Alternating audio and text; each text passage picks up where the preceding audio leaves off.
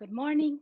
On behalf of the Inter-American Development Bank, we welcome you to the event Accelerating a Clean Energy Transition After COVID-19, a conversation between IDB President Luis Alberto Moreno, Fatih Birol, Executive Director of the International Energy Agency, and Rachel Kyte, Dean of the Fletcher School at Tufts University, on how to encourage renewable energy and a green recovery after the pandemic. Thank you very much. The event will be in English with interpretation into Spanish. Para escuchar el evento en español, haga clic en el icono del mundo que encontrará en la parte baja de su pantalla y seleccione el idioma. Please send your questions to paulc@iadb.org. President Moreno, please go ahead. Well, good morning and good afternoon to Fatih. It's a privilege to have with us today Rachel Kyte, a dear friend.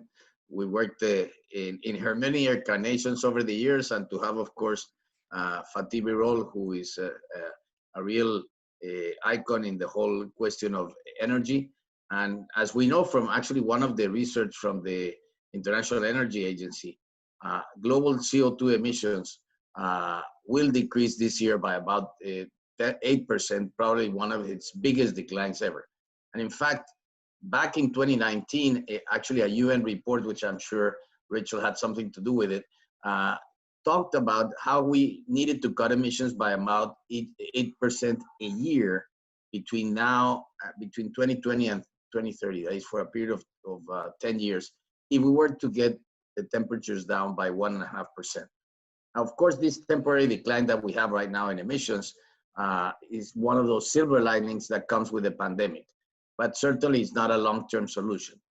So to save the planet, we have to decouple economic growth from growth in greenhouse emissions. And governments everywhere are designing, as we all know, massive stimulus packages.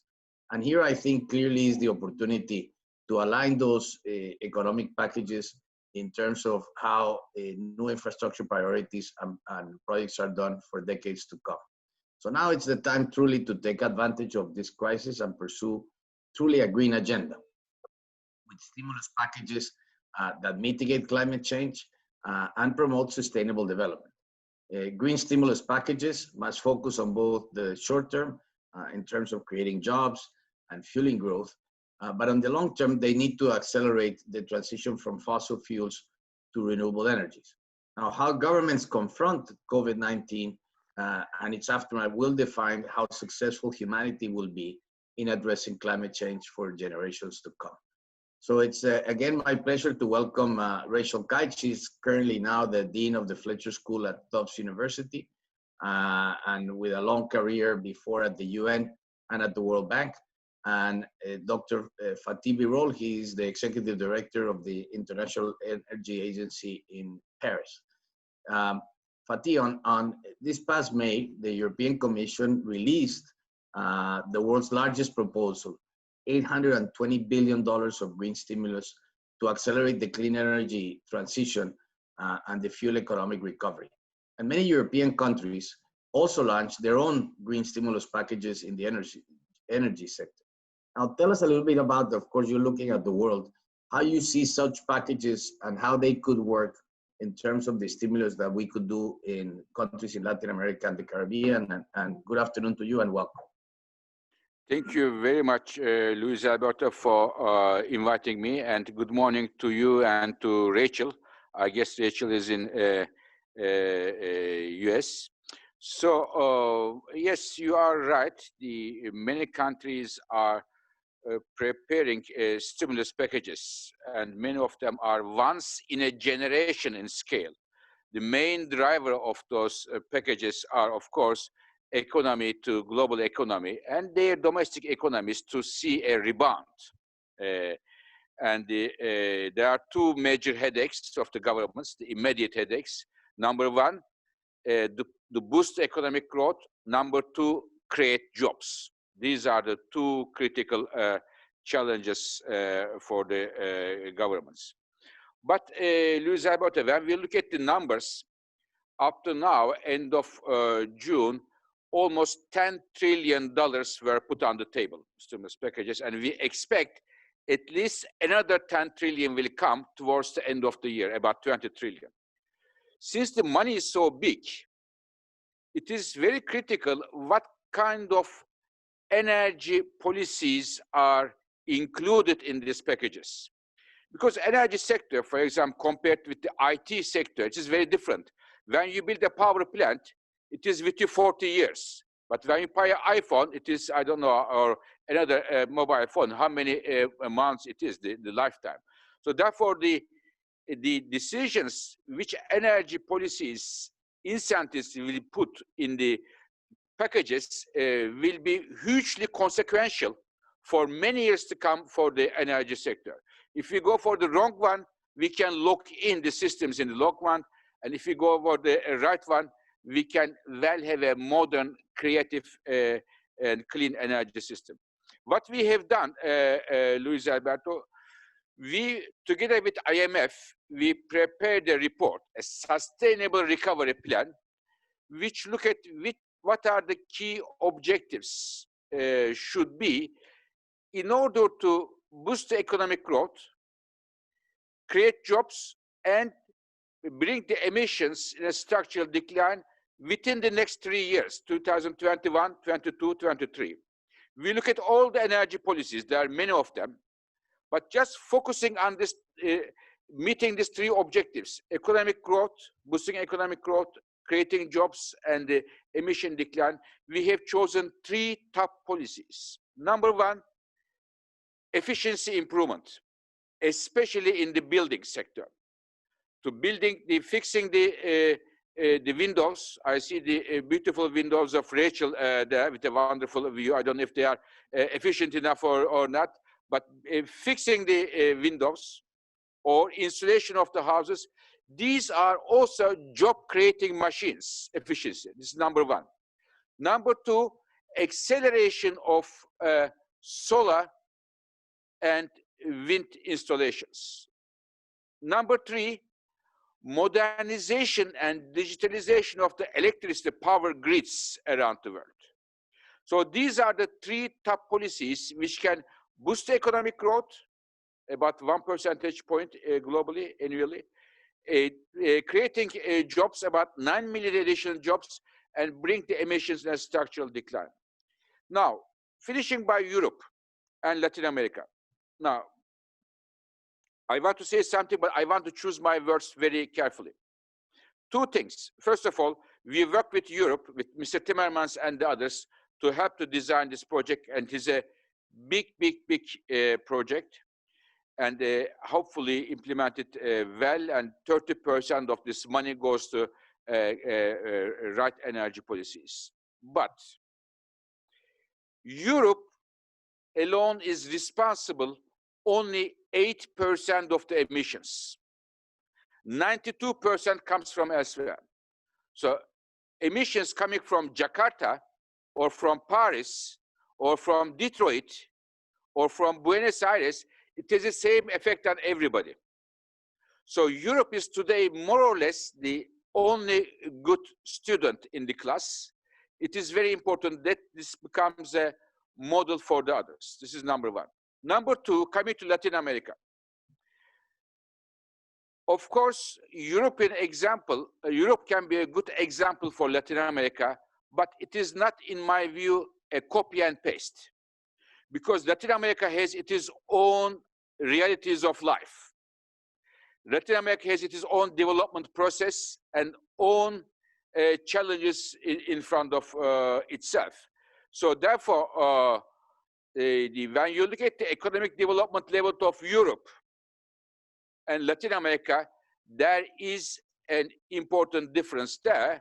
And therefore, it is very important to have a pragmatic and realistic adaptation of the European-like measures for the Latin American context. Of course, wind, of course, solar, of course, hydropower, of course, efficiency, but also we have to see what other options are available for Latin America in order to boost the economic growth, create jobs, and put the Latin American emission trends in a sustainable manner. No to copy and paste, but yes, to get inspiration from good examples like Europe. And I stop here, Luis Alberto. Thank you. Thank you very much, Fatih, and thank you for that very comprehensive view. And now over to Rachel, who is as you were saying, the windows she's in a wonderful cabin up in the northeast of the United States, enjoying some time off. So we're very lucky to have her. But you worked a lot from the days at the World Bank and at the UN, and looking at this green agenda in Latin America, and some of which Fatih was referring to. How do you see the kinds of areas that we should be focusing on as we look at this post-pandemic recovery?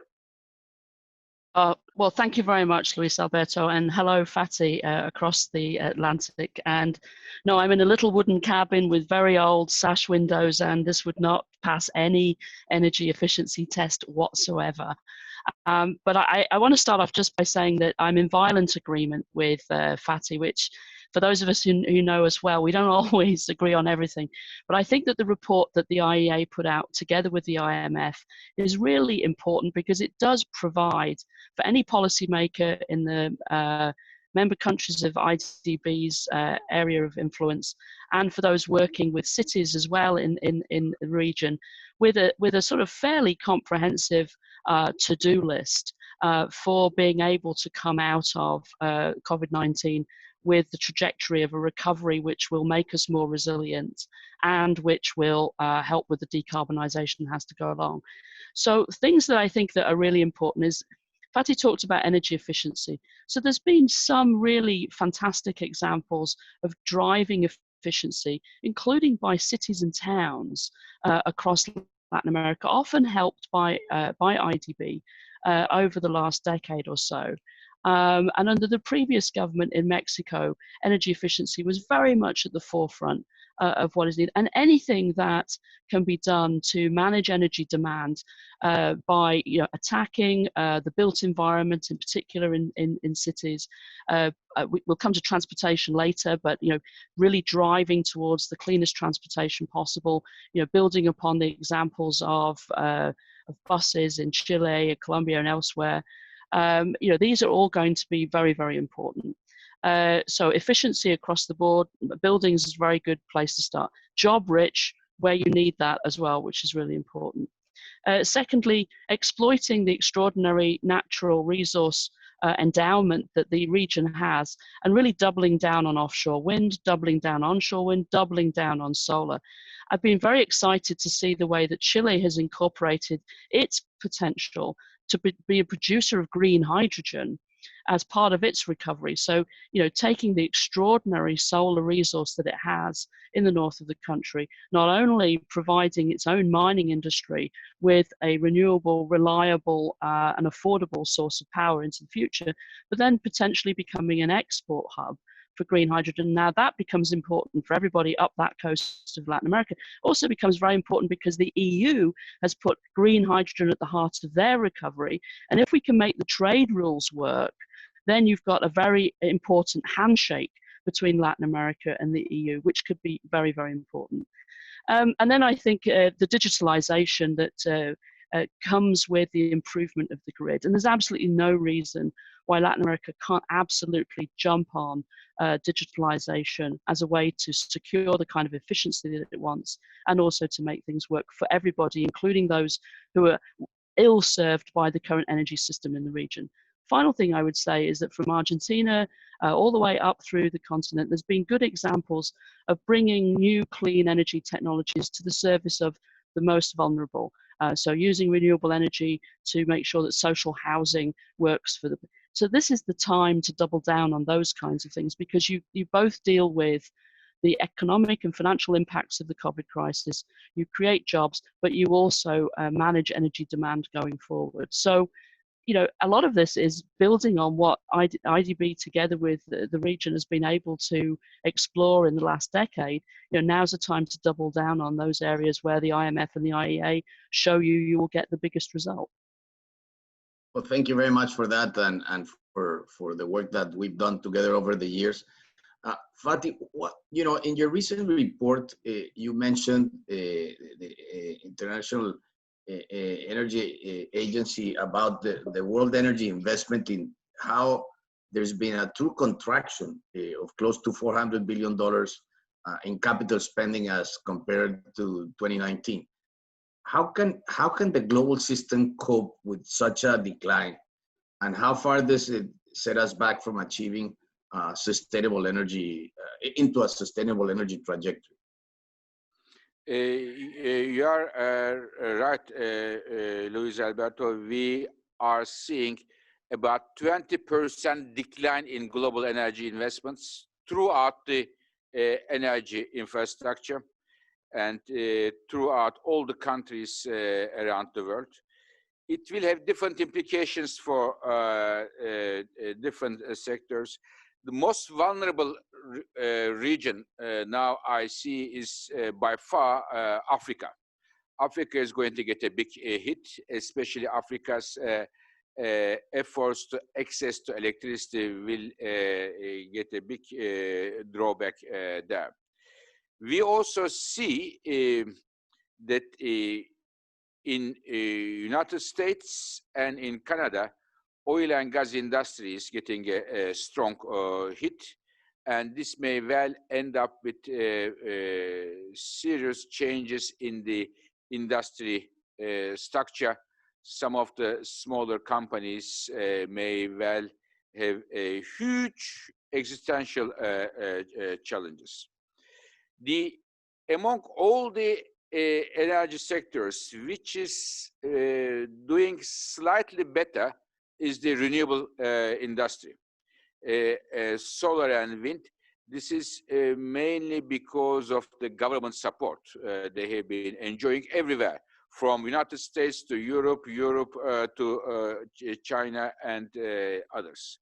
Now, the key question today we have in front of us, with the strong, huge, once in a lifetime in generation stimulus packages, what choices the governments will make, which part of the energy sector they will support. They will support, because energy is very important.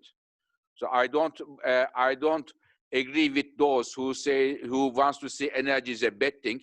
Energy is a good thing, emissions is a bad thing. So I want to separate these two things. Energy is a wonderful thing. It makes our life easier, more comfortable, more productive. We have to deal with the emissions. And here I see that some governments are moving quickly in terms of supporting the renewables, efficiency, but also investing in the next technology, not only to save the climate, but to prepare for their countries a better industrial strategy. Hydrogen, one good example is Chile here, coming up with a hydrogen strategy, a very good, very impressive one. Another one is biofuels. When I look at Latin America with the huge agricultural base, biofuels can be a very good option. And there are very good examples such as Brazil, but others can do also a very good job there. When I look at Brazil, I mean, since not now, but since years, I am always heartened, Luis Alberto, for the following reason. Biofuels project in program in Brazil started almost 40 years ago, and the governments came and went, and the biofuels program remained as a strong program there, and brought a lot to Brazil internally and externally. So this is another area that the governments may think. But one topic which is never talked, unfortunately, in the renewable discussion. When we talk about renewables, we mainly discuss on solar and wind. I mentioned biofuels, but there is one which we don't talk much because they don't have a strong lobby, which is hydropower. When I look at Latin America uses about half of the economically available hydropower potential. This is a waste. This is a waste. There are not many people who tweet about hydropower, unfortunately. There are not many people who push to hydropower. But when you look at hydropower, it provides electricity 24/7. It can also help to accommodate the solar and wind, which are intermittent fuels, and it can also help beyond energy other parts of the economy. It is the reason this year the International Energy Agency decided that we are going to make a major report on hydropower, especially focusing on Latin America, to be released in Costa Rica in a major meeting in order to highlight the forgotten renewables, which is hydropower. My plea to you, Luis Alberto, is leading this very powerful institution. Please, let's do not forget hydropower, and hydropower needs a voice, international voice, and it can help a lot to address the climate change and electricity access, and also beyond energy, it can also help other issues such as the agriculture sector. I'll stop here. Thank you very much for raising that, because you are right that Latin America, there's countries that maybe at best have used a third of their capacity for hydro. And yet, as you very well know, and I think it's so important that you put this report out there, because there's always a pushback as to the buildup of more hydro projects. The reality is that were we not to have hydro projects in South America, for instance, our CO2 footprint would be so much higher, and which I'm sure is something that you're gonna report as well. What if we didn't have what we already have in place, and how to grow it? And more importantly, probably is one of the cheapest sources of energy that we have. So thank you very much for raising that and for taking this agenda on. Rachel, I want to talk to you a little bit about something that you've spent a lot of time on, and is the notion of, how do we help, for instance, decarbonization and accelerating some of these investments, which at the end, as you have mentioned over the years, you need some kind of blended finance, and the financial instruments that are needed more and more have to have some kind of blend if we are to really be able to accelerate this process of existing stocks of energy production, and more importantly, of how we continuously move on renewables. It's a very important question, and I think that I mean the good news now is, and as both you and Fatih said, we're about to see an injection of investment in terms of recovery packages, the likes of which we've never seen before in terms of scale. We're also about to see,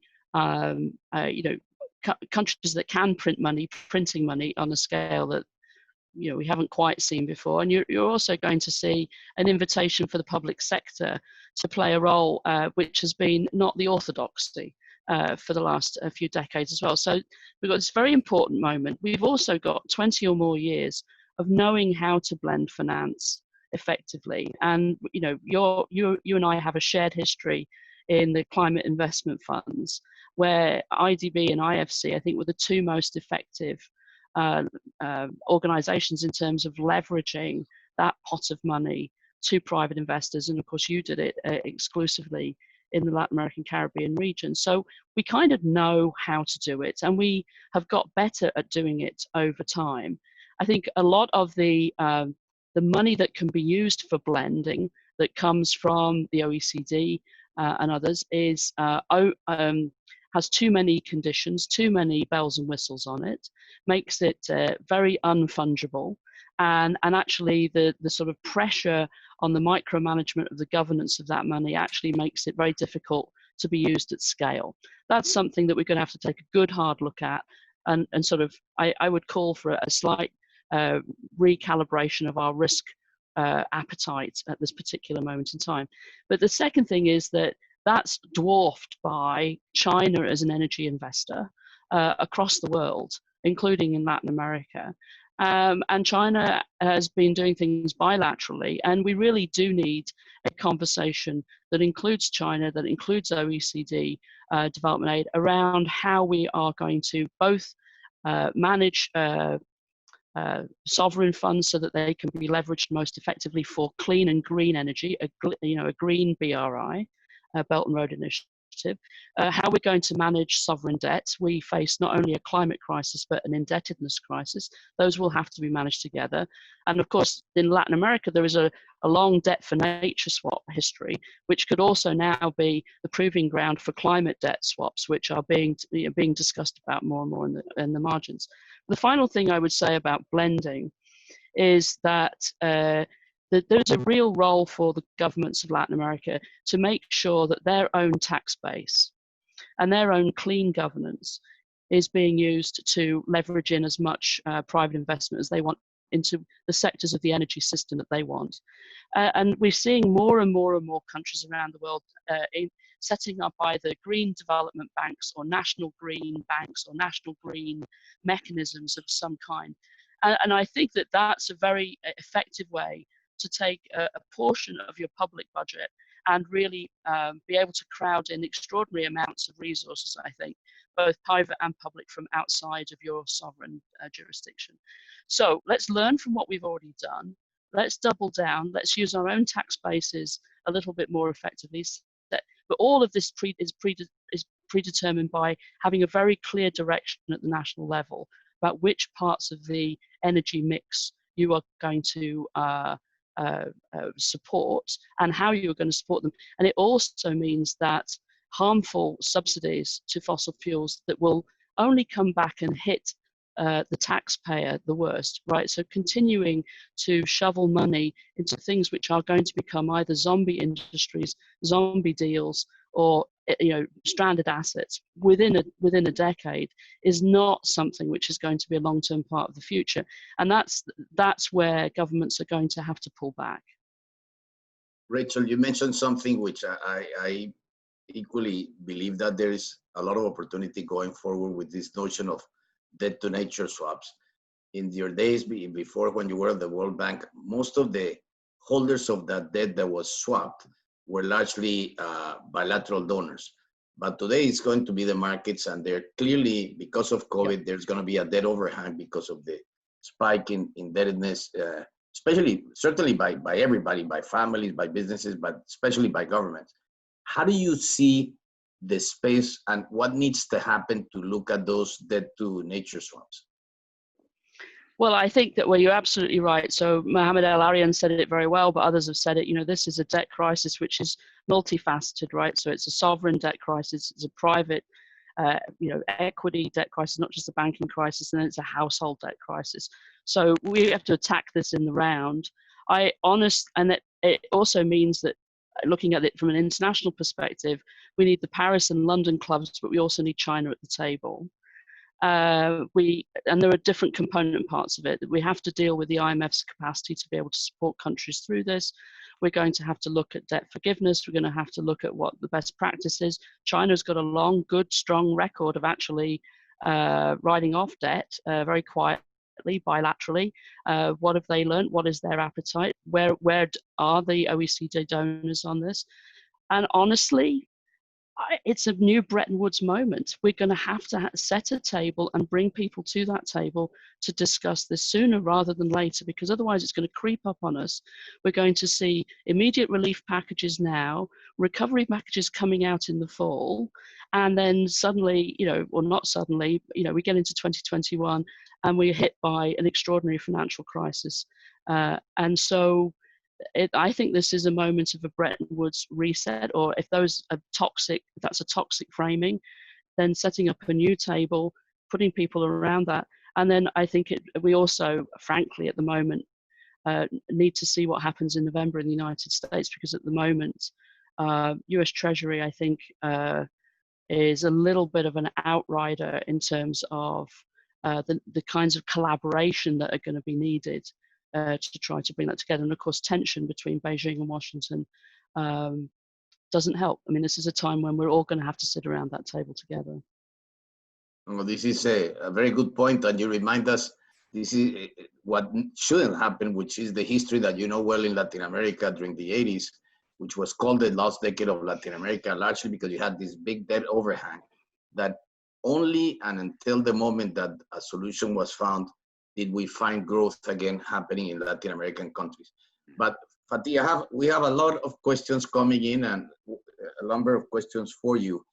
One of which is the following, is how do you think the drop in oil prices will affect the decarbonization agenda? And isn't this providing the wrong kinds of incentives? So there are two impacts of that. One, when the oil prices go down, it also affects the natural gas price. It also goes down. They are, in most cases, they are linked, and as a result of that, they have a competitive advantage vis-a-vis other fuels such as renewables. Now, this will make the life of the renewable industries more difficult, for sure. Second, however, there are many countries who have huge fossil fuel consumption subsidies. And our numbers show that this year, there will be $200 billion fossil fuel consumption subsidies, which is no good for anybody except for those companies, because they do not provide an efficient energy system. If, for example, it can be a gasoline, it can be diesel, it can be anything else. If their price is much lower than their real value, human beings tend to use them in a much more wasteful manner. Just to make it simple, I have now a tie here. I put a tie because I respect the IDB and Rachel a lot. No, I am just joking. If I buy the tie from Monoprix, this is a very, it's a market in Paris, for €5, when I eat my lunch, I eat it just normally. But if I were to have a tie from Hermes, which I never had in my life, I would put my tie like this in order to avoid any trace coming from lunch. So I will be much more careful. Now, if the oil prices, gas prices, coal prices are much cheaper than own value, people use it in an inefficient way, and that will be a wasteful consumption. So I hope that many countries will use the low oil prices as a good opportunity to reform their fossil fuel subsidies. As such, it can free up some room for the clean energies which are competing with oil, gas, and coal. I see this as a major opportunity for many countries, and we are seeing some of them, in fact, are implementing those efforts. Fatih, you also talked a lot about this, in some of the rural areas and the places where there is lack of energy or lack of energy access. You've looked into that a lot.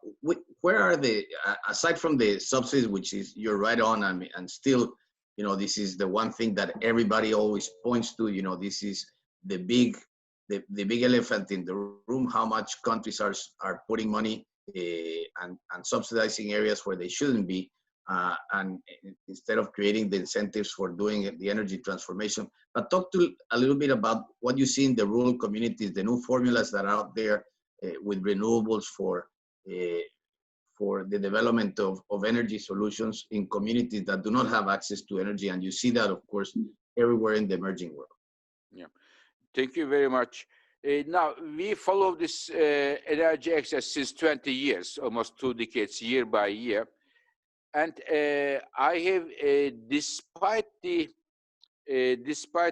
major coronavirus issue, I have never been so hopeful about the energy access for 2 reasons. One, currently in terms of the electricity access, the big problem is Africa.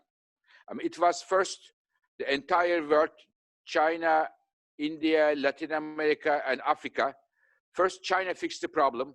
Latin America is fixing the problem, electricity access, and India recently fixed the problem. It is mainly an African problem now. And now, why I am hopeful is the following. Africa has 40% of the global solar radiation, huge potential. And now solar is very, very cheap. And therefore, it is a golden opportunity. Second, I have recently convened an African ministers meeting with many African ministers from South Africa to Egypt and others. Many governments take the electricity access now #1 priority, not because they love their citizens or they are worried that their citizens, if they don't have access to electricity, they will create difficulties for them. So therefore, I see there's a political momentum and there's economic reasoning, it is going well. Now, but energy access is not only electricity access, it is also cooking fuel. According to our numbers, Luis Alberto, our work with WHO, the respiratory diseases as a result of the using traditional wood, traditional biomass, and the others is the third reason for premature deaths around the world. This is terrible. And now, how can we find solutions? There are renewable options, but there are also, as the India is doing now, a major program, an LPG program, providing LPG to people in rural India, and also I know in Latin America. And here, some targeted kickoff subsidies for the bottles may well be the right policies. I want to distinguish this or differentiate this type of kickoff subsidies for LPG bottles to overall sweeping subsidies giving to coal, oil, and gas in the around the world. So we are fortunate that the energy access now has a good friend, which is renewables, cheap renewables, but also other factors such as LPG can be also part of the solution, mainly for the cooking purposes. And here, I would take the chance to be before Rachel to push the gender issue as a man in Paris here, because when we look at who suffers the most from the premature death because of the respiratory diseases, mainly women and children, because they are the ones who are cooking or collecting the wood from the forest, and therefore there's a double pressure on the woman in terms of the energy access in many parts of the developing world. Thank you for that, Fatih. Very interesting. And Rachel, we have a lot of questions coming in, but this is an interesting question. It says the fracking revolution has opened huge reserves of natural gas in many parts of the world.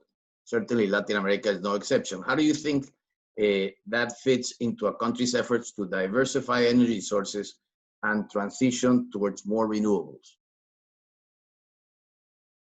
Yeah, I think that the question around gas is really, you know, if it's a bridge to a zero net carbon economy and to the sort of this midpoint in the century where we need to be at zero net carbon, which COVID has not changed, right? That's still the agreed point on the horizon.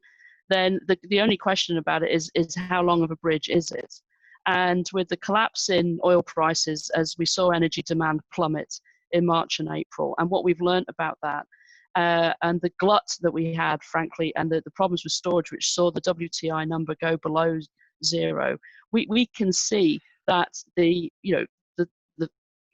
sort of global trajectory is to manage energy demand down and down, and to certainly manage the fossil fuel component of that down very, very quickly. So energy demand is going to go up as countries become more wealthy. We haven't, one thing we haven't talked about yet is air conditioning, where both Fatih and I have been very involved in the last few years. So we're going to see the energy demand going up. So the efficiency of that demand has to be managed, and the portion of that which has to be fossil fuels is going to become less. So the question for every country is, how long is that bridge? Is that where you want to be investing when the advances in storage and the advances in renewable energy technology are moving so quickly? And so, you know, every country is where they are today. Every country's point on the horizon is the same, and the transition is going to be different. But I think that there is less and less investor interest in having long carbon tail risks. You're starting to see certainly what we call long-term investors, although how long they really are is that's perhaps the wrong word for them, but institutional investors and others wanting to be able to see how companies are positioned within that transition. They're beginning to ask very big questions of companies around how they plan to manage their trajectory through that transition. And so, you know, really, if the choice is between a possibility of investments in building out renewables, building out storage, managing demand and efficiency, then that's going to provide the potential of a smoother transition than a sort of, you know, major sort of shift towards fracking, which, you know, has got a limited time horizon attached to it now, I think. Yeah, but Fatih, go on. But I want to come back on at some point, Luis Moreno. I want to come back on energy access if I can. But let Fatih jump in now. No, please go ahead, Rachel. Please go ahead. I will come back later. I want to hear your views first. Sorry. Well, no, it's a completely different. Talk to us about energy access, Rachel, because I think that's a hugely important point. Yeah, so just on access, so Fatih's laid out the overall sort of picture, and of course the Africa is the continent that risks being left further and further behind. But if we focus back onto Latin America for a moment, so getting the most vulnerable and the poorest to have access to energy and access to clean cooking is an essential way to improve equity within the society. And so bundling access to clean cooking fuels into social safety nets, really not that difficult thing to do, absolutely should be done. Plenty of examples where you're subsidizing the end user and not the middleman, and whether it's LPG or whether it's solar cooking or whether it's improved biomass cooking, you know, can make a big difference. I mean, look what was achievable in the southern states of Mexico in a very short period of time by applying a direct targeted subsidy to LPG in those states. So, but why not bundle it into social safety nets? And then we have to backstop the smaller businesses who are in the off-grid sector, because they are going to hurt really badly. Their access to capital is going to be severely constrained as the financial crisis comes on the back of the COVID pandemic. And so making sure that the off-grid sector doesn't collapse will be an essential part to continuing to build resilience across the energy system in Latin America. I'll stop there. Thank you, Rachel. I want to hear from Fatih, his comments, but equally, there's another question that came in that I would love to hear you as well, is how do you see perspectives for geothermal energy as well? So let me talk about geothermal and a word on natural gas as well. For geothermal, there is a huge opportunity in the countries where we have big potential, rich potential, because the cost is low in those countries, and it can provide electricity without a major interruption. So there's a huge potential there. But again, geothermal is not like solar and wind. Almost every country has this potential. Geothermal is specific in certain countries, but in the countries where it is available big time, should be one of the priorities in my view, because technology is there. Now, coming to natural gas. Now, I believe natural gas in the countries where we have the production potential can be, not should be, but can be part of the energy mix, because now we are talking about renewables, but you cannot make everything with renewables. Renewables are, when we look at the renewables today, solar, wind, hydro, they are almost exclusively used for electricity generation. But we need energy for industry sector to for food processing, for textile, for petrochemical. We need energy for transportation. We need energy for cooking. Therefore, this type of industry, because the Latin America needs to have a strong manufacturing sector as well. It is not only electricity and that's it. Manufacturing sector and manufacturing processes needs higher level of temperature, heat to produce the processes. Renewables cannot do it with the technology now.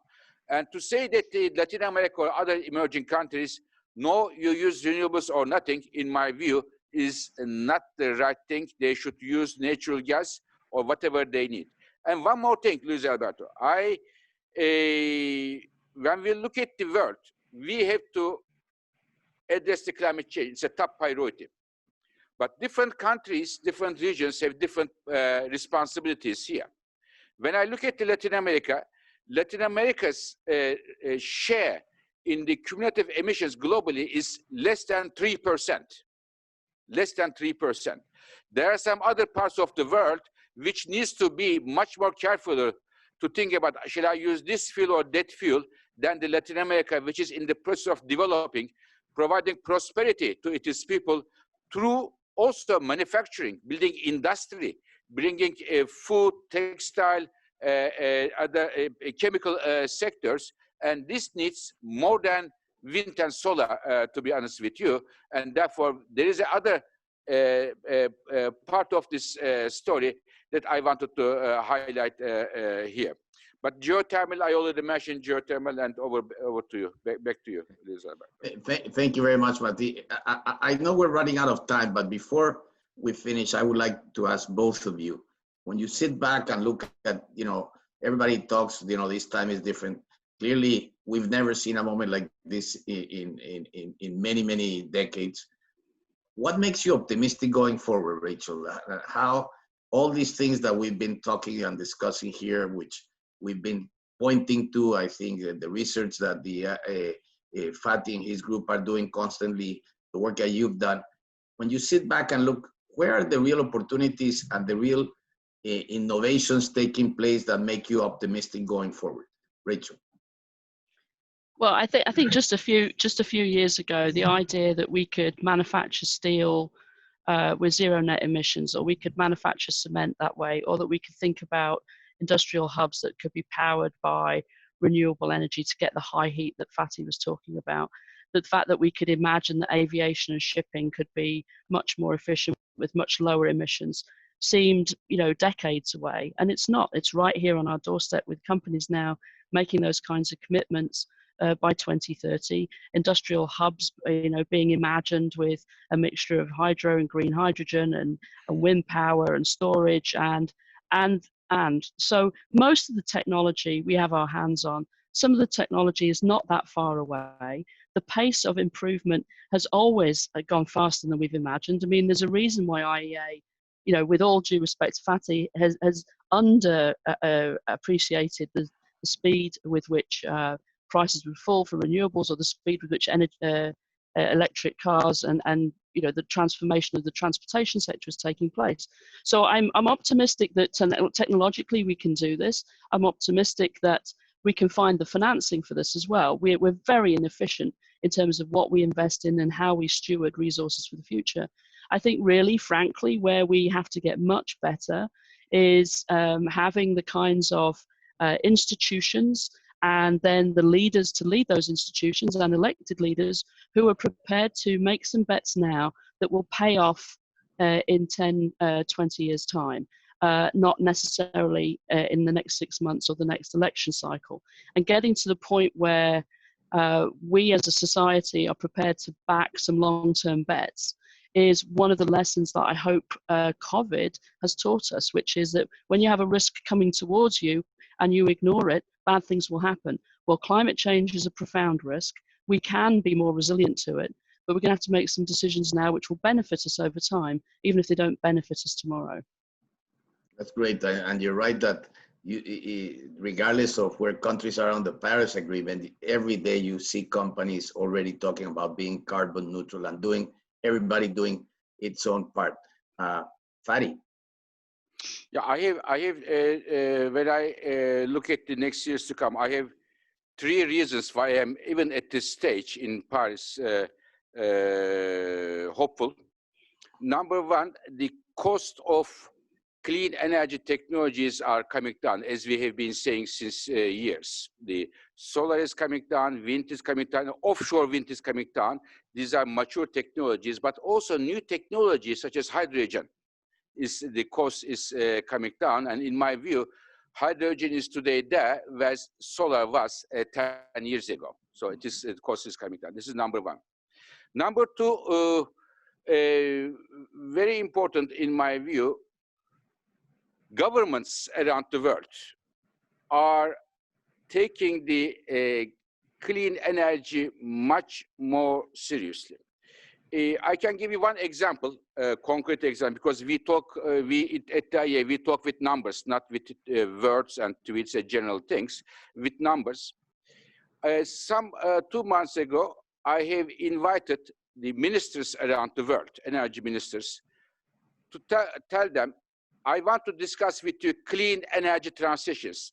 Are you ready? And 9th of July, Luis Alberto, I had 40 ministers, energy ministers, 40, which make more than 80% of the global energy today. From Americas, we had US, Canada, Mexico, Brazil, Chile, Colombia, Panama, all of them, all the ministers were there. And of course, in addition to all European, Japan, Chinese, Indonesian, South African ministers, they were all there. And they have committed to clean energy transitions. Some of them are because they take the climate change seriously. Some of them because they don't want to be behind because of the industrial strategy in the clean energy race. This is the second reason why I believe that there's a political support now from governments around the world for clean energy transition. The first one is the economics are working for clean energy. Second, politics are there. Third, I am very happy to see that the IEA is now working with many institutions around the world, leading the global clean energy transitions and having building a grand coalition, because we need to build a grand coalition. Nobody can do this alone. We cannot polarize this discussion. Therefore, we are bringing the energy ministers, civil society, investors, the business leaders. We need energy industry to be part of it. And I see that this grand coalition is building slowly but surely to address perhaps the most important challenge of our time. It is the reason why I'm hopeful. Well, thank you so very much to you, Fatih, and to Rachel for all your work. And in a way, we're in a moment where certainly digitalization accelerated by many years. I hope that many of the things that you've pointed out, we will equally see a tremendous revolution around energy and around energy sustainability, decarbonization, all of the issues that we talked about. And thank you very, very much for your time. We will be actually releasing a major, our flagship report that we do every year, precisely around infrastructure. We'll pick up many of the subjects that have been mentioned here. And we look forward, Fatih, to working with you in any way we can and celebrate the fact that you're talking about hydro, because I do believe that for a hemisphere like Latin America, this is a huge issue and it's important to put the facts out there. So we're happy to work with you going forward in any way we can as you release this in Costa Rica. But again, thank you very much to both you and Rachel. And we wish Rachel a good relaxation out in the lake there in New Hampshire. So thank you all. But she has to fix her windows, make it more efficient. I'm on it. I'm on it. Thank you. Don't you worry. Thank you very much. All the best. Bye-bye. Thank you very much. Bye-bye. Thank you.